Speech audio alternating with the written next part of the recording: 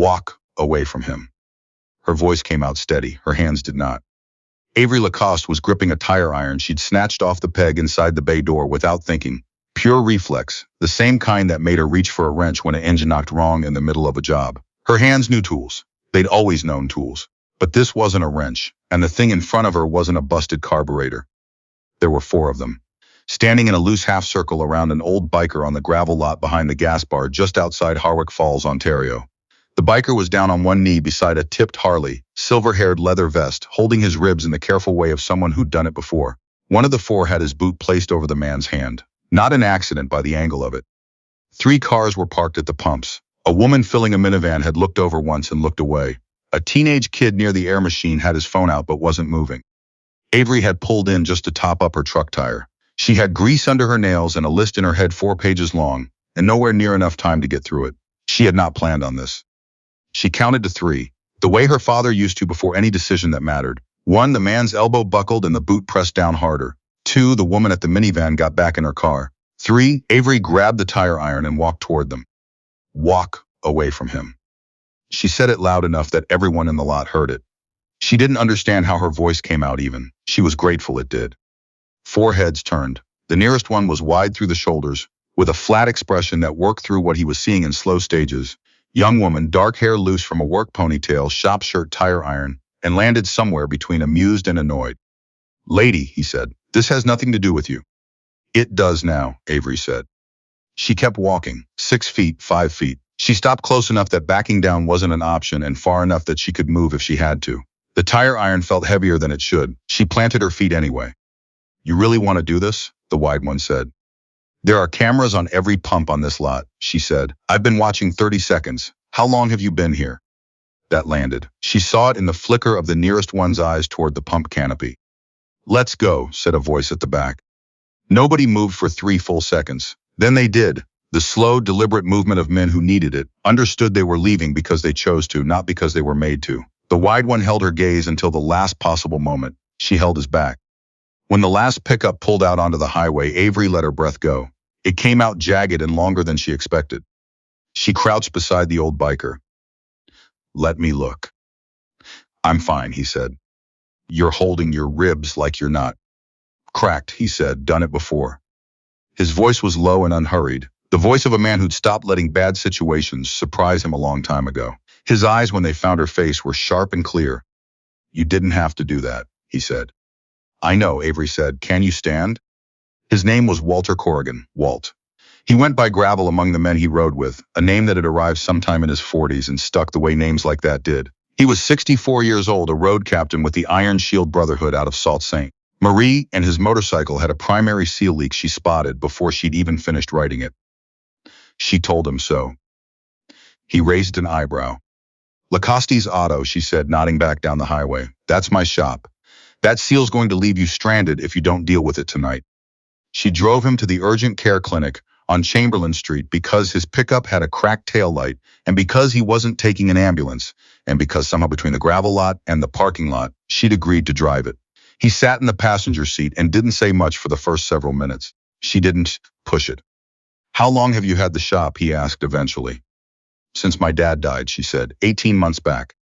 Walt was quiet. What happened? She kept her eyes on the road. Heart attack. He was 56. Working a job and then he wasn't. She paused. He built the shop from nothing. I wasn't going to let it become nothing. Walt looked out the window at the dark highway. He teach you? From the time I could hold a ratchet, she said. Yeah. She waited in the plastic chairs at urgent care while the nurse cleaned the cut above his eye and taped his ribs. She had an early start the next morning. 2 engine jobs, an alignment, a brake rebuild she'd pushed back twice already. There was no reason to stay. She stayed anyway. He came back out moving more carefully than before. He looked at her for a moment.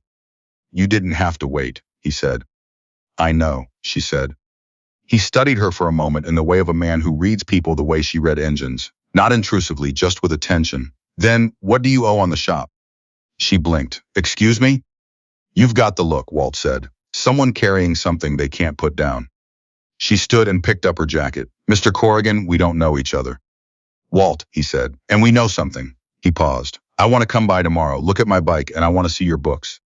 She looked at him, at the taped eyebrow and the careful way he held his left side, and the steadiness in his eyes that didn't ask for anything, only waited. "Come by at 8, she said. He showed up at 8:15 with 2 other men. She heard the motorcycles before she saw them. 3 of them coming down Highway 11, taking the turn onto her lot with a casual precision that came from years of riding together without thinking about it. Walt's vest said Iron Shield. The others wore the same patch. The shorter one introduced himself as Sid Morick, quiet, watchful, with hands like a man who'd spent decades around machines. The other was Cal Brennan, younger, maybe 35, with a particular stillness of someone always paying more attention than they appeared to be. They looked around the shop the way people looked when they knew what a well-kept garage felt like, versus one that was slowly losing ground. "You work alone?" Sid asked. "Since March," Avery said. "My part-time guy took a job in Thunder Bay." She didn't add the rest of it, that she hadn't replaced him because she couldn't quite justify the numbers, even though the work was there. Walt walked his bike into the bay, and she got to work. The seal was worse than she'd clocked the night before. While she was in there, she found a valve timing issue and a coolant line developing a soft spot she caught before it became a problem. She walked Walt through each one as she found it, not performing, just working, and was aware somewhere in the background of her focus that all 3 men were watching her the way people watch someone who knew exactly what they were doing. When she gave Walt the number, he didn't flinch. He said, "When can you have it done?" She said, "Tomorrow afternoon." He nodded. "Then, while I'm here, can I see the business side? Your loan, your accounts, whatever you've got." Avery set down her wrench. "I'm not looking for charity." "I didn't offer any," Walt said. "I asked to see the books." She looked at Sid and Cal standing off to one side, not crowding her, not performing patience, just present the way people were when they decided the thing they were waiting for was worth waiting for. She brought out the files. It took Walt 20 minutes to go through what had taken her 18 months of sleepless nights. He read quietly, thoroughly, without unnecessary expression. Cal leaned in once and pointed at something on a page. Sid stood back with his arms folded and read over Walt's shoulder. When Walt looked up, something had settled in his face that hadn't been there before. Something focused and still, with an edge under it. "Whose Northgate Properties?" he asked. The question landed in Avery's chest like a dropped engine block. "They've been trying to buy the shop," she said carefully. 3 times in the past year. Letters, then a visit from a man named Dennis Rourke, then another letter. Each offer was higher. "You looked them up?" "What I could find. They own a lot of commercial real estate along the Route 11 corridor. They buy property," Sid said, "but they usually make it cheap first."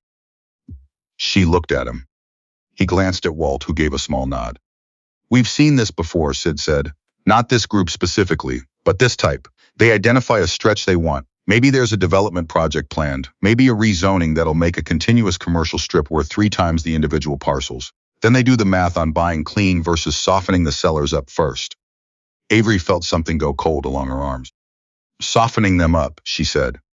"Nothing dramatic," Cal said. "Just friction. Customers start finding reasons not to come in, rumors that don't have a source. A bylaw complaint gets filed. Your commercial insurance rate jumps with no explanation that holds up. It adds up slowly. Slow enough that 2 years in, a business owner who was doing fine is looking at the offer and thinking maybe it's time to cut their losses." The garage went very quiet.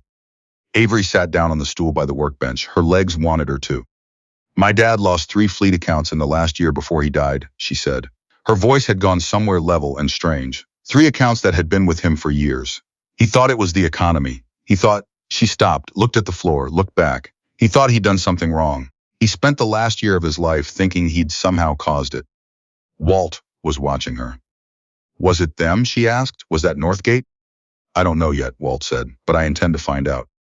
She made coffee because she needed something to do with her hands. Nobody spoke for several minutes. When Cal finally broke the silence, his voice was careful. "Your dad serve?" Avery looked at him. 2 tours, Afghanistan. Why?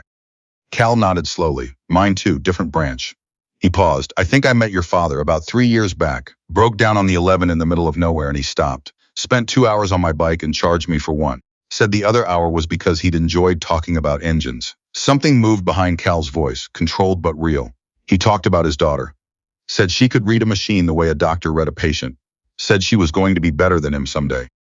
Avery's throat closed. She stood up and walked to the bay door and looked out at the lot. The morning was gray and cold. 2 trucks had slowed on the highway, the way they slowed when a driver was considering pulling in, and then hadn't. She'd told herself for 18 months it was the time of year. She turned back. "What do you need from me?" Walt said, "Everything, every letter, every inspection notice, every account that left, Every piece of paper that touched this business in the past 3 years. She brought out the files. It took most of the morning. Partway through the second binder, Cal said quietly, "There's a name here, Meridian Corridor Planning, in the municipal inspection notice from last spring." "That came in March," Avery said. "Something about setback measurements. It got resolved. Cost me 2 weeks and a consultant I couldn't really afford." "Meridian is a planning firm out of Hamilton," Walt said. "They work the permitting side of large commercial developments. They show up in the filings for major projects before the public announcement. They're the quiet part." He looked up from the binder. "Who does your business banking?" She already knew what was coming. She felt it before he said another word.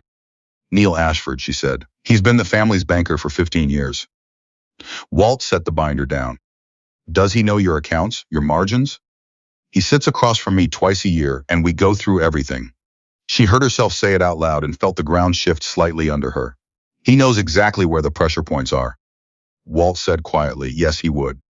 She thought about Neil Ashford gripping her hand at her father's grave, saying Paul was one of the steadiest men he'd ever worked with, saying he was sorry for her loss. She went home at lunch and came back with 4 cardboard boxes from the hall closet. Her father's records going back 20 years. She hadn't opened them since settling the estate. She set them on the floor of the bay and sat down beside them. The first page was in her father's handwriting, neat, deliberate, the handwriting of a man who took written records seriously and had passed that habit on to her like a trade. The notes went back further than she'd remembered. Customer records, yes, but also observations. Small things he'd written down because they felt worth noting even when he couldn't say exactly why. An entry about a municipal rezoning vote that had affected commercial property taxes along the 11. A note about a car that had parked across the street and idled for an hour on 2 separate Tuesdays. An observation about a conversation with the owner of the hardware store 2 blocks east, who'd mentioned a company had been asking about his building. And then, in a folder near the bottom of the second box, dated 14 months before he died, a letter from Dennis Rourke, the same name, the same man who had come to see Avery in person 8 months after she took over the shop. He'd gone to her father first. The offer in the letter was considerably lower, and stapled to the back was her father's handwritten draft response, 3 sentences. "Mr. Rourke, thank you for your interest in Lacoste's auto. It is not for sale." And below those 3 sentences, in smaller handwriting, the kind he used when he was talking to himself more than writing for anyone, "Find out what's actually behind this." Avery sat on the concrete floor with her father's words in her hands. The garage hummed around her. The refrigerator she kept stocked for customers, the faint buzz from the fluorescent near the compressor, the sound of a semi-downshifting out on the highway. Her father had known something was wrong. He had been trying to find the center of it. He died before he could. She looked up at Walt. He crossed the space in 3 strides and crouched down and read the letter without touching it. When he stood back up, there was something in his face she hadn't seen there before. Something older and harder and very still. "Sid," he said. "Yeah," Sid said. He'd already seen it from where he was standing. "We're going to need more people." She had not expected this. 48 hours ago, she'd been calculating whether she could push the compressor service another month, and whether the rumor about a new chain shop opening up the road was going to finish what was left of her regular base. Now she was sitting in her father's garage at 9 in the evening, with 3 members of the Iron Shield Brotherhood, going through files her father had left behind, and beginning to understand that the 18 months she'd spent convinced she was failing at the most important thing he'd ever given her had nothing to do with failure at all. It had been about someone else's plan.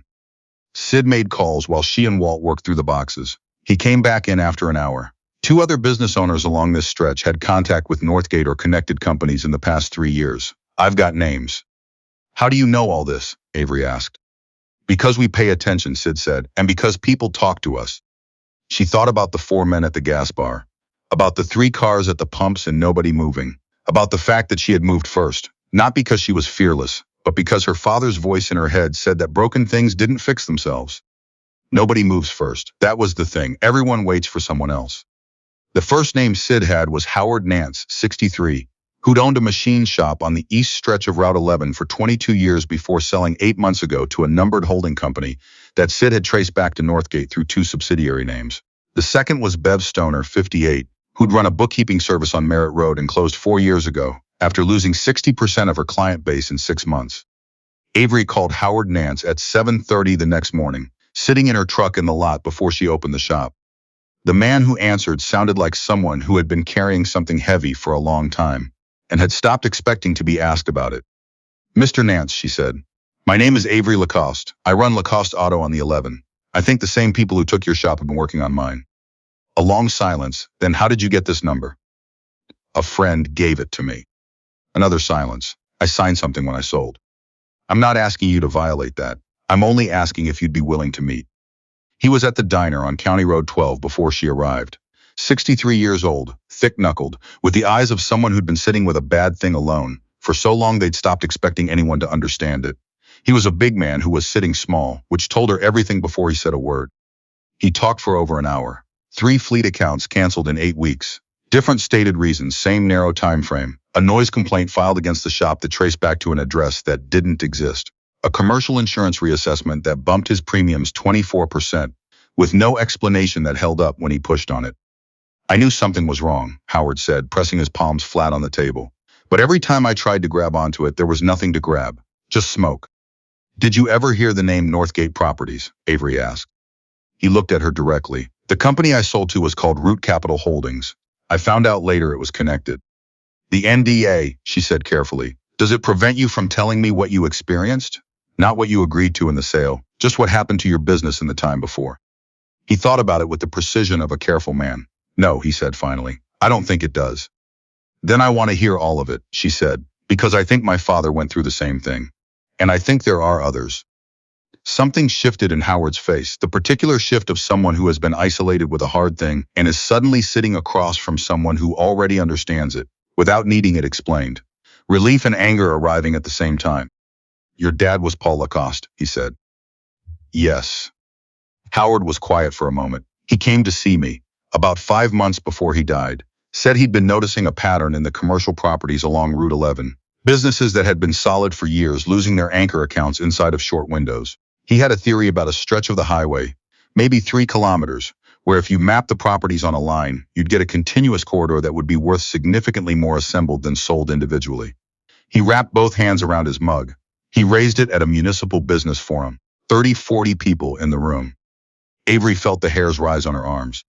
And then, she said, 3 months after that forum, I started losing accounts. The diner noise continued around them. Silverware, a conversation somewhere in the back, the low roll of a television over the counter.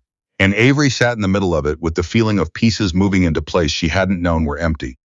Her father had worked it out. He'd said it in a room full of people. Somewhere in that room, someone had been listening who shouldn't have been. Who ran those forums? She asked. Howard met her eyes. Municipal Economic Development Office. Man named Dennis Marchetti. She called Walt from the parking lot. He answered before the second ring. My father talked about the Route 11 corridor publicly, she said. At a municipal business forum in a room with 30 or 40 people. Dennis Marchetti from the Economic Development Office ran those forums. Walt was quiet for exactly 2 seconds. Is Marchetti still in that position? I don't know yet. Find out. Don't approach him, just find out. A pause. How did the meeting with Nance go?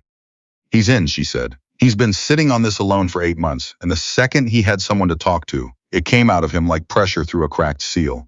She leaned against her truck. There are more people like him. I can feel it. There are, Walt said. Sid talked to Bev Stoner this morning. Bev Stoner turned out to be 60 years old, precise in the way of someone who'd spent a career making other people's numbers make sense, and furious in the quiet, contained way of a woman who'd learned that anger was only useful if it was aimed at something specific. She met Avery at her house and had a folder on the table before Avery sat down. I kept a file for 4 years, Bev said, because I knew something was wrong, and I knew nobody official was going to care, and I thought someday I might need to show someone. The folder was meticulous. Every client cancellation notice, each one professionally worded, each one impossible to argue with on its own. A note about her landlord mentioning an unnamed company had asked about the building twice. A printed email from a client of 11 years, thanking her for years of service, choosing a different direction now. Can I photograph these? Avery asked. You can have them. I made copies. Bev leaned forward slightly. The men who sent you with the vests, are they actually going to do something? Yes, Avery said. How do you know? Avery thought about Walt crouched on her garage floor reading her father's handwriting, about the thing that had moved across his face. Not performed emotion, the real thing, old and specific, pointed inward. Because one of them made a promise to my father that he feels like he didn't keep, she said. And he's not the kind of man who lets that stand twice. Bev studied her for a long moment. Then she said something Avery wasn't expecting. Your father came to see me, Bev said. About 4 months before he died. He had a recorder and he asked permission before he turned it on. He spent 2 hours going through the pattern of my account losses, and he listened to every answer like it mattered personally to him. She paused. He told me he was building a picture, that he had the outline but not the center. And he said, I remember this exactly. He said that when he had it solid, he was going to need people willing to say what had happened to them. Avery's throat went tight. He was building what we're building right now, she said. He started it, Bev said quietly. You're finishing it. Walt and Sid were at the garage when she got back. She spread everything on the workbench, Nance's account, Bev's folder, the note about Dennis Marchetti, and they went through it with the systematic care of men who knew how to read a situation and find the shape underneath. Sid looked up from the folder. Your father's name is in here twice. Once as a cross-reference for an account Bev lost. Client had also been using your garage, and once in a note Bev wrote to herself. He read it aloud, PL, similar timeline, follow up when clearer. He set the folder down. She never got to follow up. He came to see her 4 months before he died, Avery said. He was close, Sid said. Close enough that someone at that forum decided he was a problem. Walt said, there's something else. While you were out, Sid pulled the public development filings. There's a mixed-use commercial and residential project. Preliminary planning filed 18 months ago, right after you took over the shop, that runs along a corridor that includes Route 11. The air left her lungs. 18 months ago, she said. Right after your father died, Sid said. The project requires a continuous commercial strip roughly 3 kilometers long. 7 or 8 properties on that stretch. He held her gaze. This shop is at the geographic center of the corridor, he said. Without this parcel, the eastern section doesn't connect to the western section. The project loses a significant fraction of its value. She looked at the floor. At the concrete her father had poured with 2 friends one October weekend. At the walls he'd built with his own hands over the course of years that had mattered to him more than money. They hadn't been failing her business. They'd been clearing the path. She didn't sleep well that night. She lay in the apartment above the garage, listening to the building settle, and thought about her father in this same space, going through his records at night, trying to find the center of something he could only see the edges of. He had been close. Bev had said it. The folder said it. His own handwriting said it. She was up at 5:30 and at the workbench by 6. 2 days later, she found the rest. Ted O'Callaghan owned a building supply store near the eastern end of Route 11. 57, methodical, with the unhurried steadiness of a man who had built something real and had decided to keep building it regardless of what was happening around it. Still open, but thin. She understood the moment she walked in. He looked at her from behind the counter. Paul Lacoste's daughter, he said. He came to see you, Avery said. About 5 months before he died, he spent 3 hours in this store. He had a recorder and he asked permission before he used it. He was kind about everything and genuinely angry underneath, which he kept controlled but which I could read. He paused. He reminded me of someone who'd decided the most useful thing he could do with his anger was aim it precisely. Did he leave anything with you? Ted looked at her steadily for a moment. He left an envelope, he said, sealed. He said if anyone came asking the right questions, I should give it to them. He went into the back and was gone 4 minutes. The envelope was standard white, taped shut across the flap, her father's name written on the front in his own hand. She sat in her truck in Ted's lot and opened it. Inside was a single folded page covered on both sides in her father's neat, angular handwriting. One side was a timeline. Every Route 11 business he'd visited, dates of interference, account losses, inspection notices mapped side by side. The pattern was unmistakable when you saw it laid out together. Staggered start dates. Each business hit on a different schedule, like a campaign running in waves. The other side was 3 names. Leonard Quist, Northgate Properties. Dennis Marchetti, Municipal Economic Development. Neil Ashford.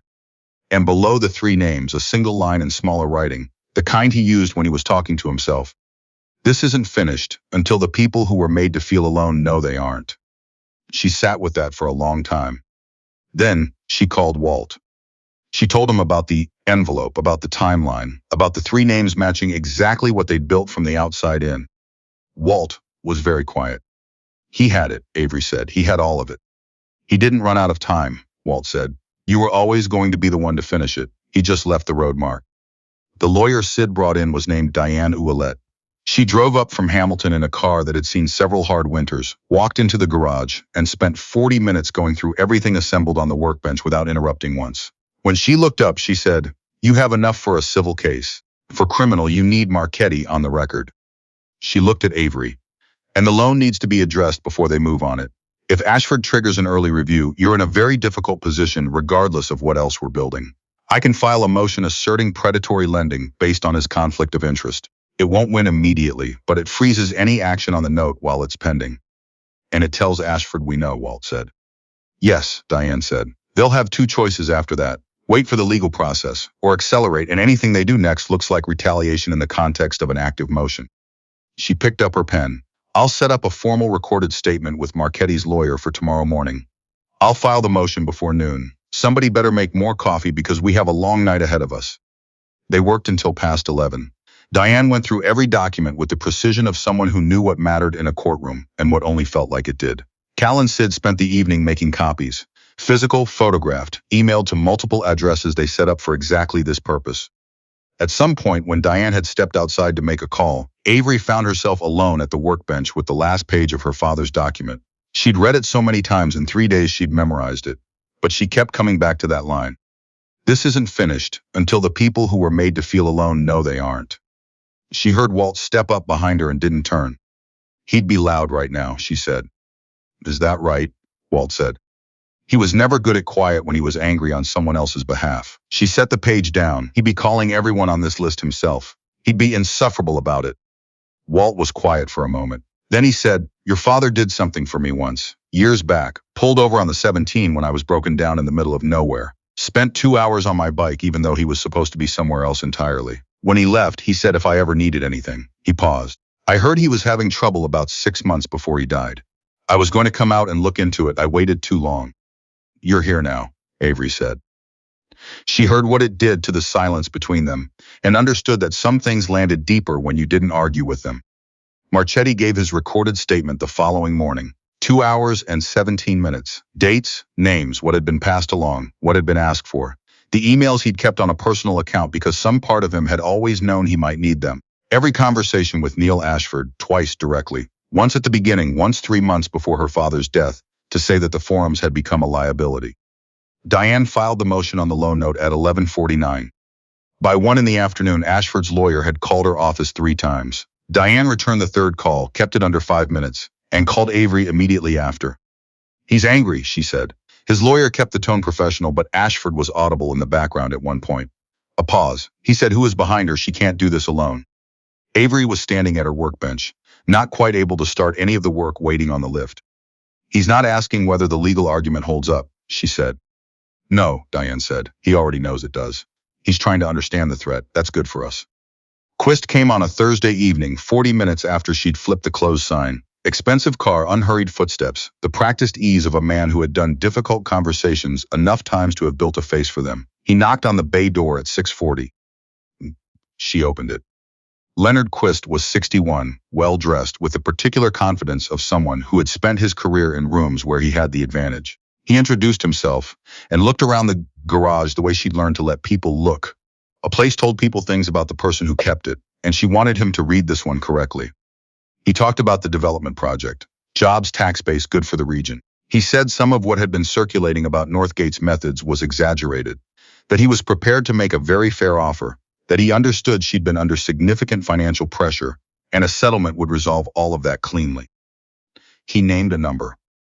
It was a real number. 6 months ago, it would have felt like being pulled out of water. No, Avery said. He looked at her. He looked at her. What you're actually concerned about, she said, isn't whether the offer is fair. What you're concerned about is a provincial attorney general's office looking at a municipal official who passed confidential business information to a private development company, and the financial structure connecting that to Neil Ashford's loan book. She held his gaze. Dennis Marchetti gave a formal recorded statement 4 days ago. He kept emails. He was present when Ashford stated the municipal forums had become a liability. He documented everything. Quist went very still. This garage, Avery said, is not for sale. This conversation is over. The bay door opened behind him. Walt walked in, Sid and Cal behind him. They didn't say anything. They just stood there. Quist turned, looked at them, turned back to Avery. He was smart. She could see that he was smart, and that he had come here with a plan, and the plan had stopped working about 90 seconds ago, and he was genuinely uncertain for what might have been the first time in a long time. You should think carefully about your position, he said. It was as close as he came to what Marchetti had described in his statement. Not a threat exactly, but the shape of one. Good evening, Mr. Quist, Avery said. He left. Nobody spoke for a full 10 seconds after his headlights swept out of the lot. Then Sid held up the phone from his jacket pocket, every word. Diane stepped out from behind the truck at the back of the bay. Her pen was already moving. The remark at the end, combined with Marchetti's statement about the escalation directive, that's not ambiguous in context. She looked at her notes. We send the full package to the provincial AG's office tomorrow morning. Everything. Marchetti's statement, the financial documentation, the timeline your father built, Stoner's folder, the recording from tonight, all of it together. Avery stood in the middle of her father's garage. The weight of the past 18 months was still there, but it had shifted. More honest now, more correctly placed. She looked at Walt. What Marchetti told us, she said, about Ashford saying the forums had become a liability, 3 months before my father died. Yes, Walt said. I can't prove my dad's death was anything but what it was. He had a condition. His doctor had told him to slow down. She met Walt's eyes. But I need to know that we'll pull up everything that can be pulled up. We will, Walt said. It was not comfort. It was a commitment, which was what she needed. She called Howard Nance, Bev Stoner, and Ted O'Callagh that night, not with details, just with the shape of it. It's moving, we filed. You're not alone in this. Howard was quiet on the line for a moment. Then he said, my son's been wanting to open a shop with me, smaller than the old one, but ours. A pause. I've been afraid to let him. Didn't want to bring him into something I thought I'd broken. You didn't break it, Avery said. Someone broke it on purpose. Another silence, longer than the first. I know, he said. I think I've known for a while. It's different to hear it said out loud. She called all three of them. By the time she finished, the garage was quiet and her throat was slightly raw. Sid had made a fresh pot of coffee nobody had asked for, but everyone wanted. She stood in the middle of her father's life's work and thought about the three people on the other end of those calls going to bed tonight, knowing something they hadn't known that morning, that the thing done to them had a name and a structure, that the people responsible were being held to account, that they hadn't been alone even when they'd felt most alone. They just needed someone to step forward first. She looked at Walt. Thank you, she said. Don't, he said. She thought about her father pulling over on a highway in the middle of nowhere for a man he'd never met, spending 2 hours he didn't have, and driving away without making anything of it, because that was who he was. He would have liked you, she said. Walt looked at the workbench. Something moved across his face that he didn't try to manage. He did like me, he said. 15 minutes in, the first time we talked. That was the kind of man he was. Outside, Route 11 stretched quiet and dark in both directions. The commercial properties along that corridor each had a light on somewhere inside, because people who built things tended to stay close to them, even at night, even when things were hard. Inside Lacoste Auto, the evidence of what her father had started, and she had carried forward, sat in careful stacks on the workbench ready for morning. Her father had always said that broken things didn't fix themselves, that someone always had to be willing to step forward. Avery Lacoste was her father's daughter. And Lacoste Auto on Route 11 in Harwick Falls, Ontario was not for sale. It never had been. And now there were people standing together who knew it.